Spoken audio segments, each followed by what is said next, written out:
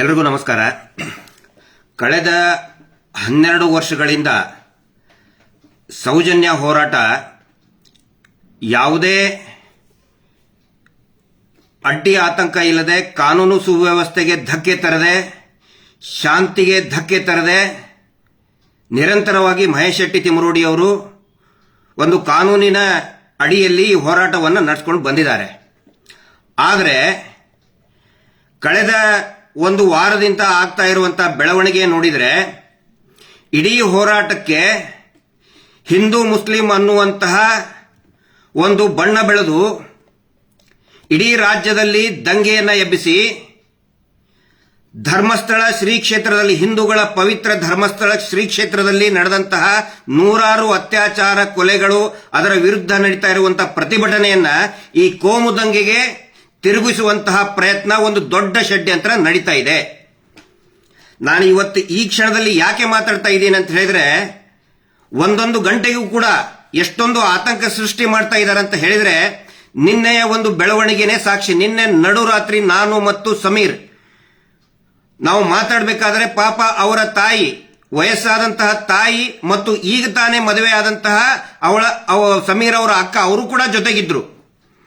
ನಿನ್ನೆ ಮಧ್ಯಾಹ್ನದ ಹೊತ್ತಿಗೆ ಪೊಲೀಸರು ಬಂದಾಗ ಅಳತಾ ಬೇಡ್ಕೊಂಡ್ರವರು, ಯಾರು? ಸಮೀರ್ ಅವರ ತಾಯಿ. ನೋಡಿ, ನನ್ನ ಮಗ ಯಾವುದೇ ತಪ್ಪನ್ನ ಮಾಡಿಲ್ಲ, ದಯವಿಟ್ಟು ಅವನನ್ನ ಪೊಲೀಸ್ ಠಾಣೆಗೆ ಕರ್ಕೊಂಡು ಹೋಗೋದು, ಅರೆಸ್ಟ್ ಮಾಡಬೇಡಿ. ಹಂಗೇನಾದ್ರೂ ಆದ್ರೆ ನಾನು ಪೊಲೀಸ್ ಸ್ಟೇಷನ್ ಎದುರುಗಡೆನೆ ಬಂದು ಆತ್ಮಹತ್ಯೆ ಮಾಡ್ಕೊಳ್ತೀನಿ, ಅದಕ್ಕೆ ನೀವೇ ಕಾರಣ, ಸರ್ಕಾರನೇ ಕಾರಣ ಅಂತ ಹೇಳಿದ್ದಾರೆ. ಆವಾಗ ಎಲ್ಲರೂ ಕೂಡ ನಾವು ಪೊಲೀಸ್ ಇಲಾಖೆಗೆ, ಹಿರಿಯ ಅಧಿಕಾರಿಗಳಿಗೆ, ಸಂಬಂಧಪಟ್ಟಂತ ಅಧಿಕಾರಿಗಳಿಗೆ ಕನ್ವಿನ್ಸ್ ಮಾಡಿದ್ವಿ. ರಾತ್ರಿವರೆಗೆ ಆಯ್ತು, ರಾತ್ರಿ 11:30ವರೆಗೂ ಕೂಡ ಇದರಲ್ಲೇ ಇದೀವಿ ನಾವು. ಅಲ್ಲಿಂದ ಮತ್ತೆ ನಾವು ಒಂದು ಸೇಫ್ಟಿ ಇರಲಿ ಅಂತ ಹೇಳಿ ನಮ್ಮ ಲಾಯರ್ ಆಫೀಸಿಗೆ ಕರ್ಕೊಂಡು ಬಂದ್ವಿ. ಅಲ್ಲಿ ಅವರು ಕೂಡ ಕಾನೂನಿನ ಬಗ್ಗೆ ಒಂದಿಷ್ಟು ಲೀಗಲ್ ಸೊಲ್ಯೂಷನ್ಸ್ ಏನೇನಿದೆ ಅದು ಕೂಡ ಚರ್ಚೆ ಆಯಿತು. ಅದಾದ ಮೇಲೆ ಅವರ ತಾಯಿಗೆ ತಲೆ ಸುತ್ತಿ ಬಿದ್ರು. 3:30ವರೆಗೆ ಅವರು ಮನೆಗೆ ಹೋಗಿ ಕಳಿಸಿ ಎಲ್ಲರೂ ಅವ್ರವ್ರ ಮನೆಗೆ ಹೋದ್ರು. ಈಗ ಮತ್ತೆ ಬೆಳಗ್ಗೆಯಿಂದ ಒಂದು ಸುದ್ದಿ ಬರ್ತಾ ಇದೆ. ಏನಂತ ಹೇಳಿದ್ರೆ, ಒಂದು ವಾರದ ಮಟ್ಟಿಗಾದರೂ ಸಮೀರ್ ಮತ್ತು ಅವನ ಜೊತೆಗಿರುವಂತಹ ಸೌಜನ್ಯ ಹೋರಾಟಗಾರನ ಒಂದು ವಾರದ ಮಟ್ಟಿಗಾದರೂ ಕೂಡ ಅರೆಸ್ಟ್ ಮಾಡಿ ಜೈಲಿಗೆ ಹಾಕಿ ಅಂತೇಳಿ ಇದೇ ನಕಲಿ ದೇವಮಾನವ ವೀರೇಂದ್ರ ಜೈನ್ ಕೇಂದ್ರ ಸಚಿವರೊಬ್ಬರಿಂದ ಮತ್ತು ರಾಜ್ಯದ ಒಬ್ಬ ಪ್ರಭಾವಿ ಸಚಿವರಿಂದ ಪೊಲೀಸರ ಮೇಲೆ ಒತ್ತಡ ಹಾಕ್ತಾ ಇದ್ದಾರೆ ಅಂತ ಹೇಳಿ ನಮಗೆ ಮಾಹಿತಿ, ಖಚಿತವಾದಂತಹ ಮಾಹಿತಿ ಬರ್ತಾ ಇದೆ. ಇದನ್ನು ನಾನು ಯಾಕೆ ಹೇಳ್ತಾ ಇದ್ದೀನಿ ಅಂತ ಹೇಳಿದ್ರೆ, ಪ್ರತಿಯೊಂದನ್ನು ಕೂಡ ಪಬ್ಲಿಕ್ ಡೊಮೇನ್ ಅಲ್ಲಿ ಇರಲಿ, ಸಾರ್ವಜನಿಕರಿಗೆ ಗೊತ್ತಾಗ್ಲಿ ಏನು ನಡೀತಾ ಇದೆ ಅಂತ ಹೇಳಿ, ಈ ರಾಜ್ಯದಲ್ಲಿ ಈ ವ್ಯವಸ್ಥೆಯಲ್ಲಿ ಏನು ನಡೀತಾ ಇದೆ ಅಂತ ಹೇಳಿ ಗೊತ್ತಾಗ್ಲಿ. ಪದೇ ಪದೇ ಹಿಂದೂ ಮುಸ್ಲಿಂ ಅಂತ ಮಾಡ್ತಾ ಇದ್ರಿ. ಮಹೇಶ್ ಶೆಟ್ಟಿ ತಿಮರೋಡಿ ಅವರು ಇವತ್ತಿಗೂ ಕೂಡ ಅವರು ಯಾವಾಗಿಂತ ಅವ್ರಿಗೆ ಜ್ಞಾನ ಬಂದಿದೆ ಅವತ್ತಿನಿಂದನೂ ಇವತ್ತಿನವರೆಗೆ ಭಗವದ್ ಧ್ವಜವನ್ನ ಮನೆಯಲ್ಲಿಟ್ಟು ಪೂಜೆ ಮಾಡ್ತಾರೆ. ಬರೀ ಹೆಗಲ ಮೇಲೆ ಹಾಕೊಳ್ಳೋದಲ್ಲ, ಕೇಸರಿಯನ್ನ ಮನೆಯಲ್ಲಿಟ್ಟು ಪೂಜೆ ಮಾಡುವಂತಹ ವ್ಯಕ್ತಿ ಮಹೇಶ್ ಶೆಟ್ಟಿ ತಿಮರೋಡಿ. ಹಿಂದೂ ವಿರೋಧಿನ ಅವರು. ಸಮೀರ್ ಏನಂತ ಮಾತಾಡಿದ್ರು, ಒಂದಿಷ್ಟು ಜನಕ್ಕೆ ಬಿಸ್ಕೆಟ್ ಎಸೆದು ಹಿಂದೂ ಮುಸ್ಲಿಂ ಅಂತ ಮಾಡ್ತಾ ಇದ್ರಿ. ದೇವಸ್ಥಾನ, ಹಿಂದೂ ದೇವಸ್ಥಾನದ ಬಗ್ಗೆ ಮಾತಾಡಿದ ಸಮೀರ್ ಅಂತ ಹೇಳ್ತಾ ಇದ್ರಿ. ಏನ್ ಮಾತಾಡಿದ ಸಮೀರ್? ಹಿಂದೂ ದೇವಸ್ಥಾನ ಹಿಂದೂಗಳದ್ದೇ ಇರಬೇಕು ಅಂತ ಹೇಳಿದ, ಅವನು ಹಿಂದೂಗಳದ್ದು ಅಲ್ಲ ಅಂತ ಹೇಳಿಲ್ಲ. ನಾಚಿಕೆ ಆಗ್ಬೇಕು ನಿಮಗೆ. ಒಂದು ಅತ್ಯಾಚಾರ ಪ್ರಕರಣದಲ್ಲಿ ಒಂದು ಹೆಣ್ಣು ಮಕ್ಕಳಿಗೆ ಧ್ವನಿ ಎತ್ತದ ಇಂತ ಸಮೀರಿನ ಬಗ್ಗೆ ಹಿಂದೂ ಮುಸ್ಲಿಂ ಮಾಡ್ತಾ ಇದ್ದೀರಿ ನೀವು. ಶ್ಯಾಮ ನೀವು. ನಿಮಗ್ ಒಂದು ಪ್ರಶ್ನೆ ಕೇಳ್ತೀನಿ, ಒಂದೇ ಒಂದು ಪ್ರಶ್ನೆ. ನಿನ್ನ ಮನೆಯ ಹೆಣ್ಣು ಮಗಳಿಗೆ, ನಿನ್ನ ಮಗಳು, ನಿನ್ನ ತಂಗಿನೋ, ಹೆಂಡತಿನೋ, ತಾಯಿಗೋ ಯಾವನಾದ್ರೂ ಒಬ್ಬ ಕಿರಾತಕ ಹಿಂದೂ ಎತ್ಕೊಂಡು ಹೋಗಿ ಹಾಳು ಮಾಡಿದ್ರೆ, ಆಯ್ತು ಬಿಡಪ್ಪ, ನಾನು ಹಿಂದೂ, ಅವನು ಅತ್ಯಾಚಾರ ಮಾಡಿದವನು ಹಿಂದೂ, ಹೋಗ್ಲಿ ಬಿಡು ಅಂತೇಳಿ ಸುಮ್ಮನೆ ಬಿಡ್ತೀಯ? ನಾಲಾಯಕ್. ಒಬ್ಬ ಮುಸಲ್ಮಾನ ಹೆಣ್ಣು ಮಗಳನ್ನ ಒಬ್ಬ ಮುಸಲ್ಮಾನ್ ಕಿರಾತಕ ಎತ್ಕೊಂಡು ಹೋಗಿ ಅತ್ಯಾಚಾರ ಮಾಡಿ ಹಾಳು ಮಾಡಿದ್ರೆ, ಆಯ್ತು ಬಿಡಪ್ಪ, ಮುಸಲ್ಮಾನ್ನೇ ಮಾಡಿದ ಬಿಡು ಅಂತ ಯಾರಾದ್ರೂ ಸುಮ್ಮನೆ ಬಿಡ್ತಾರ? ಕ್ರಿಶ್ಚಿಯನ್ರಿಗೂ ಕೇಳ್ತಾ ಇದ್ದೀನಿ, ಜೈನ್ರಿಗೂ ಕೇಳ್ತಾ ಇದ್ದೀನಿ, ದಯವಿಟ್ಟು ಈ ಸುಳ್ಳು ಸುಳ್ಳು ಪೋಸ್ಟ್ ಹಾಕ್ತಾ ಇರುವಂತ, ವಿಷ ಉಗುಳ್ತಾ ಇರುವಂತ, ಹಿಂದೂ ಮುಸಲ್ಮಾನ್ ಅಂತ ವಿಷ ಉಗುಳ್ತಾ ಇರುವಂತ ಪೋಸ್ಟ್ ಗಳನ್ನ ದಯವಿಟ್ಟು ನಂಬಬೇಡಿ. ಸಮೀರನ್ ಮೇಲೆ ಸೋಮೋಟೋ ಕೇಸ್ ಹಾಕ್ತಿರಲ್ಲ ನೀವು, ಸ್ವಯಂ ಪ್ರೇರಿತ ದೂರು ದಾಖಲೆನ ಮಾಡಿದ್ರಲ್ಲ, 299 ಅರೆಸ್ಟ್ ಮಾಡೋದಕ್ಕೆ ಬರೋದಿಲ್ಲ. ಸುಪ್ರೀಂ ಕೋರ್ಟಿನ ಆದೇಶ ಇದೆ. ಆದರೂ ಕೂಡ ನಿನ್ನೆ ಪೊಲೀಸರು ಬಂದು ಅರೆಸ್ಟ್ ಮಾಡಕ್ ಬಂದಿದ್ರಿ. ಈ ಕೋಮು ಗಲಭೆ ಎಬ್ಬಿಸ್ತಾ ಇರುವಂತ ಫೇಕ್ ಅಕೌಂಟ್ ನಲ್ಲಿ ಎಷ್ಟೋ ಜನ ಫೇಕ್ ಅಕೌಂಟ್ ನಲ್ಲಿ ಹಿಂದೂ ಮುಸಲ್ಮಾನ್ ಮಾಡ್ತಾ ಇದಾರಲ್ಲ, ಅವ್ರ ಮೇಲೆ ಯಾಕೆ ಸೋಮೋಟೋ ಕೇಸ್ ಇವತ್ತಿನವರೆಗೂ ರಿಜಿಸ್ಟರ್ ಆಗಲಿಲ್ಲ ಅನ್ನೋ ಪ್ರಶ್ನೆಯನ್ನ ನಾನು ಕೇಳ್ತಾ ಇದ್ದೀನಿ. ಅಂದ್ರೆ ಈ ವೀರೇಂದ್ರ ಜೈನ್ ನಕಲಿ ದೇವಮಾನವ, ಸಿಕ್ಕಾಪಟ್ಟೆ ದುಡ್ಡಿದೆ, ದೇವಸ್ಥಾನವನ್ನ ಕಂಟ್ರೋಲ್ ಮಾಡ್ತಾನೆ. ಅವನ ಹತ್ರ ರಾಷ್ಟ್ರಪತಿಗಳು ಬರ್ತಾರೆ, ಪ್ರಧಾನ ಮಂತ್ರಿಗಳು ಬರ್ತಾರೆ, ಮುಖ್ಯಮಂತ್ರಿಗಳು ಬರ್ತಾರೆ, ಹೋಮ್ ಮಿನಿಸ್ಟರ್ ಬಂದು ಕಾಲ್ ಬಿಡ್ತಾರೆ, ಜಡ್ಜಸ್ಗಳು, ಹೈಕೋರ್ಟ್ ಸುಪ್ರೀಂ ಕೋರ್ಟ್ ಜಡ್ಜಸ್ಗಳು ಬಂದು ಅವ್ನು ಕಾಲ್ ಬಿಡ್ತಾರೆ ಅಂತ ಹೇಳಿದ್ರೆ ಅವನು ಏನ್ ಮಾಡಿದ್ದ ಅದೇ ನಿಜನಾ?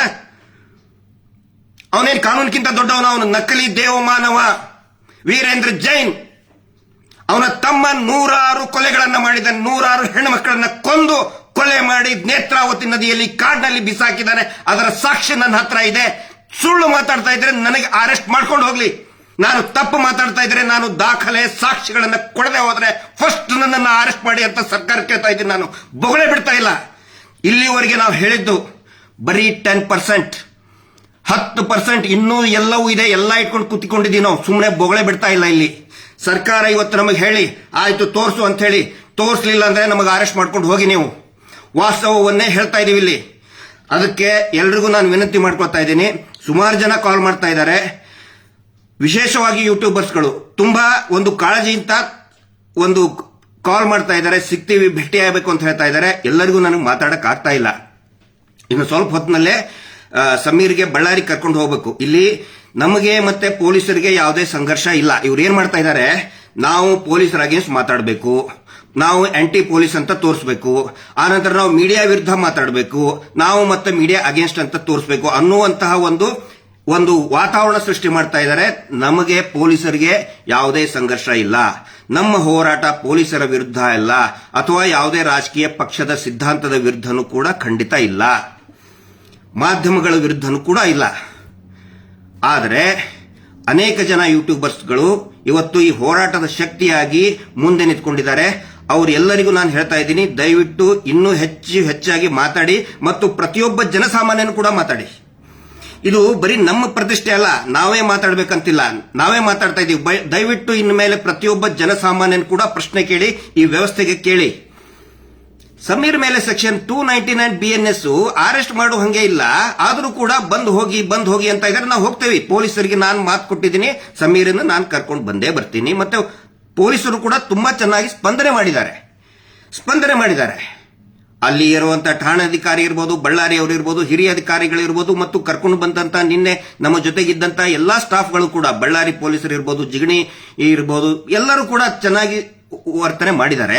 ಆದ್ರೆ ನೋಡಿ, ಈ ಶೀನಪ್ಪ ಅನ್ನುವಂತ ವ್ಯಕ್ತಿ ಎಲ್ಲಾ ಯೂಟ್ಯೂಬರ್ಸ್ಗಳಿಗೂ ಕೂಡ ನೋಟಿಸ್ ಕೊಟ್ಟು ಬ್ಲಾಕ್ ಮಾಡಿಸಿದ. ಅದೇ ಶೀನಪ್ಪನ ವಿರುದ್ಧ 10 ವರ್ಷದವರೆಗೆ ಶಿಕ್ಷೆ ಆಗುವಂತಹ ಸುಗ್ರೀವಾಜ್ಞೆ ಇದ್ರೂ ಕೂಡ ಯಾಕೆ ಅರೆಸ್ಟ್ ಮಾಡ್ತಾ ಇಲ್ಲ?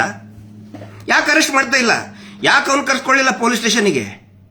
ಇವರು ಮಾಡ್ತಾ ಇರೋ ಮೀಟರ್ ಬಡ್ಡಿ ದಂಧೆಯಿಂದ ಊರೂರಲ್ಲಿ ಹೆಣಗಳು ಬೀಳ್ತಾ ಇದೆ. ಇದೇ ಧರ್ಮೋದ್ಯಮಿ ವೀರೇಂದ್ರ ಜೈನ್ ಮಾಡ್ತಾ ಇರುವಂತಹ ಒಂದು ಡ್ರಾಮಾ ಕಂಪನಿ, ಗ್ರಾಮ ಅಭಿವೃದ್ಧಿ ಯೋಜನೆ, ಅದರಿಂದ ಊರೂರಲ್ಲಿ ಜಗಳ ಆಗ್ತಾ ಇದೆ ರೀ. ಆತ್ಮಹತ್ಯೆ ಆಗಿದೆ. ಇಲ್ಲೇ ಚಿಕ್ಕಬಳ್ಳಾಪುರದಲ್ಲಿ ಒಬ್ಬ 2 ವರ್ಷದ ನವ ವಿವಾಹಿತೆ ಅರ್ಪಿತಾ ಅನ್ನೋಂಥವ್ರು ಊರಲ್ಲಿ ಹಾಕೊಂಡಿದ್ದಾರೆ. ಅದರ ಫೋಟೋ ಕೂಡ ಕಳಿಸಿದೀವಿ ನಾವು. ಯಾಕೆ ಅರೆಸ್ಟ್ ಮಾಡ್ತಾ ಇಲ್ಲ ಅವನ್ನ? ಯಾಕೆ ತನಿಖೆ ಆಗ್ತಾ ಇಲ್ಲ? ಕಾನೂನಿಗಿಂತ ದೊಡ್ಡವನ? ಸಂವಿಧಾನಕ್ಕಿಂತ ದೊಡ್ಡವರಾದ್ರೆ ಎಲ್ಲಾದ್ರು? ಇದನ್ನ ನಾನು ಕೇಳ್ತಾ ಇದ್ದೀನಿ. ಪಾಪ ಸಮೀರ್ ಒಂದು ನ್ಯಾಯದ ಆಗ್ರಹ ಮಾಡಿದ್ದಕ್ಕೆ ಅವನ ಮೇಲೆ ಸೋಮೋಟೋ ಅಂದ್ರೆ ಸ್ವಯಂ ಪ್ರೇರಿತ ದೂರು ದಾಖಲು ಮಾಡಿದ್ರಿ.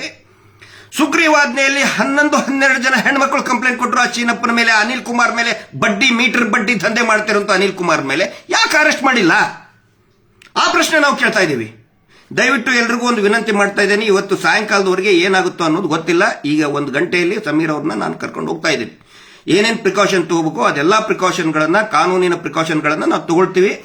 ಓಡಿ ಹೋಗುವಂತದ್ದೇನಿಲ್ಲ ಇಲ್ಲಿ. ನಾನು ಯಾಕೆ ಇಷ್ಟೊಂದು ಇದು ಮಾಡ್ತಾ ಇದ್ದೀನಿ ಅಂದ್ರೆ, ನಾನು ವೈಯಕ್ತಿಕವಾಗಿ ಮತ್ತು ಈ ಹೋರಾಟಗಾರರು ಜೈಲಿಗೆ ಹೋಗೋದಕ್ಕೆ ನಾವು ಹೆದರ್ಕೊಂಡಿಲ್ಲ. ಪಾಪ ಆ ಹುಡುಗ ಈಗ ಇನ್ನು 20-21 ವರ್ಷ. ಅವ್ರ ತಾಯಿನೂ ಕೂಡ ಬಹಳ ವೆರಿ ಸಿಂಪಲ್ ಫ್ಯಾಮಿಲಿ. ಅದು ಹಿಂದೂ ಧರ್ಮದ ಬಗ್ಗೆನೂ ಗೌರವ ಇದೆ, ಇಸ್ಲಾಂ ಧರ್ಮದ ಬಗ್ಗೆನೂ ಆ ವ್ಯಕ್ತಿಗೆ ಗೌರವ ಇದೆ, ಕ್ರಿಶ್ಚಿಯನ್ ಧರ್ಮದ ಬಗ್ಗೆನೂ ಗೌರವ ಇದೆ ಆ ವ್ಯಕ್ತಿಗೆ. ಅವನು ಒಬ್ಬ ಭಾರತೀಯಾಗಿ ಕೆಲಸ ಮಾಡ್ತಾ ಇದ್ದಾನೆ, ಒಬ್ಬ ಕನ್ನಡಿಗಾಗಿ ಮಾಡ್ತಾ ಇದ್ದಾನೆ. ಪಾಪ ಅಂತ ಹುಡುಗನ್ನ ಜೈಲಿಗೆ ಹಾಕಬೇಕು ಅಂತ ಹೇಳಿ, ಜೈಲಿಗೆ ಹಾಕಲೇಬೇಕು ಅಂತ ಹೇಳಿ ಈ ನಕಲಿ ದೇವಮಾನವ ಸರ್ಕಾರದಿಂದ ಒತ್ತಡ ತರ್ತಾ ಇದ್ದಾನೆ. ಹಿಂಗಾಗಿ ಈ ವಿಷಯವನ್ನ ನಾನು ಸಾರ್ವಜನಿಕರ ಗಮನಕ್ಕೆ ತರ್ತಾ ಇದ್ದೀನಿ. ನಾವು ಯಾರು ಎಲ್ಲಿ ಓಡಿ ಹೋಗಲ್ಲ, ಸಮೀರ್ ಆಗಲಿ ನಾವಾಗ್ಲಿ ಯಾರು ಕೂಡ ಎಲ್ಲಿ ಓಡಿ ಹೋಗಲ್ಲ. ಪೊಲೀಸರ ಮುಂದೆ ಹಾಜರಾಗ್ತೀವಿ. ಏನಾದರೂ ವ್ಯತ್ಯಾಸ ಆದರೆ ಈ ಸರ್ಕಾರನೇ ಹೊಣೆ ಆಗುತ್ತೆ. ಆಸ್ ಇಟ್ ಈಸ್ ನಾನು ಹೇಳ್ತಾ ಇದ್ದೀನಿ.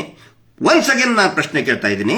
ಹಿಂದೂ ಮುಸ್ಲಿಂ ಮತ್ತೆ ಸುಳ್ಳು ಹೇಳಿ ಫೇಕ್ ಅಲ್ಲಿ ಮಾತಾಡ್ತಾ ಇವನು ಹಾಕಿರೋ ಬಿಸ್ಕೆಟ್ ತಿಂದು ಮಾತಾಡ್ತಾ ಇದ್ದೀರಲ್ಲ, ಒನ್ಸ್ ಅಗೇನ್ ನೀವೇ ಉತ್ತರ ಕೊಡಿ. ನಿಮ್ಮ ಮನೆ ಹೆಣ್ಮಕ್ಳಿಗೆ ಮೊದಲು ಉತ್ತರ ಕೊಟ್ಟು ಆಮೇಲೆ ಹಿಂದೂ ಮುಸ್ಲಿಂ ಮಾತಾಡಿ. ಲಾಸ್ಟ್ ಕೊನೆಗೆ ಐ ರಿಪೀಟ್, ನಿನ್ನ ಮನೆ ಹೆಣ್ಮಗಳನ್ನ ಒಬ್ಬ ಹಿಂದೂ ಎತ್ಕೊಂಡು ಹೋಗಿ ಹಾಳು ಮಾಡಿದ್ರೆ ಆಯ್ತಪ್ಪ ಹಿಂದೂನೇ ಮಾಡಿದ ಅಂತ ಸುಮ್ಮನೆ ಇರ್ತೀಯ ಮಗನೇ? ಉತ್ತರ ಕೊಡು ಲೋಫರ್. Justice for Soujanya.